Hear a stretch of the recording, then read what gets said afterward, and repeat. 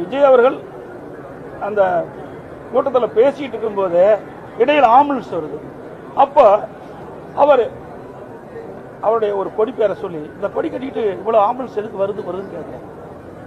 இதெல்லாம் மிகப்பெரிய சந்தேகத்தை எழுப்பு. ஆக மயங்கி விழுதுன்னு அவருக்கு எப்படி ஆம்புலன்ஸ்காரங்க தெரியும்? கூட்டம் நடத்துறாங்க, மேல இருக்கிறாங்க, மேல ஏறி பார்த்தீங்கன்னா எல்லாமே தெரியும். நானும் கூட்டத்தில் போய் 163 தொகுதிக்கு போயிட்டு வந்திருக்கிறேன். மேல இருந்து பார்த்தா எல்லாமே தெரியும்.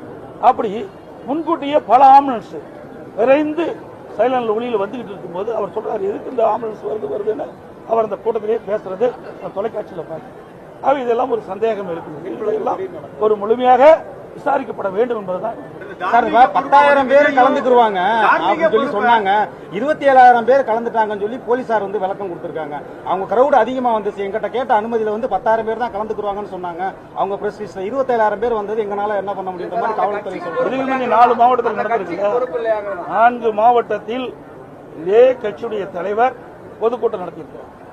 அந்த பொதுக்கூட்டத்தில் எவ்வளவு பேர் கலந்துட்டாங்க, எவ்வளவு பேர் எழுதி கொடுத்தாங்கன்னு இந்த காவல்துறைக்கு தெரியாதா? இந்த அரசாங்கத்துக்கு தெரியாதா? ஆகவே அவருடைய கடமையிலிருந்து தட்டி கலப்பதற்காக இந்த அறிவிப்பை கொடுத்திருப்பதான் நான் கருதுகிறேன். சார், இந்த நிகழ்வுக்கு பொறுப்பேற்று விஜய் மீது நடவடிக்கை எடுக்கப்படலாம். இதையெல்லாம் நீங்க கேட்கிற கேள்வி எல்லாம் ஒரு கற்பனையான கேள்வியை தான் நான் பார்க்கிறேன். நடவடிக்கை எடுப்பாங்களா, எடுக்க மாட்டாங்களா? எவ்வளவு பெரிய துயரம் அதைத்தான் பார்க்கணும். இன்றைக்கு போன உயிர் மேல முடியும். நம்ம குடும்பத்தில் ஒருத்தர் இழந்தா நமக்கு எவ்வளவு வேதனை நினைக்கணும். அரசியலுக்கு அப்பாற்பட்டு பேசணும். தயவு செய்து அரசியல் இது எந்த இடத்துல தவறு நடந்தது, அது எப்படி என்ன காரணத்துக்கு நடந்தது, இதைத்தான் நம்ம அலைசி ஆராய்ந்து அதற்கு ஒரு இறுதி வடிவம் கொடுக்கிறது.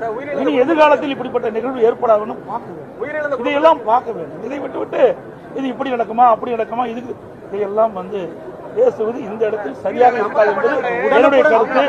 அது மட்டும் இல்ல, இப்படி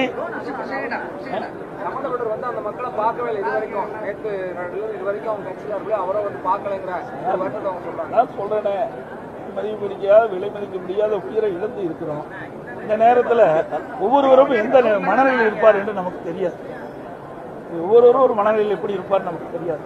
எங்களை பொறுத்த வரைக்கும், நம்முடைய இயக்கத்தை பொறுத்த வரைக்கும் மனித உயிர் முக்கியம். மக்கள் அரசியல் கட்சி தலைவர்கள் கூட்டத்தில் கலந்து கொள்கின்ற பொழுது அந்த கலந்து கொண்டிருக்கின்ற மக்களுக்கு எவ்வித பாதிப்பும் இல்லாமல் இருக்க வேண்டும் என்பது நினைப்பாங்க. இனி எதிர்காலத்தில் இப்படிப்பட்ட நிகழ்வு ஏற்படக்கூடாது.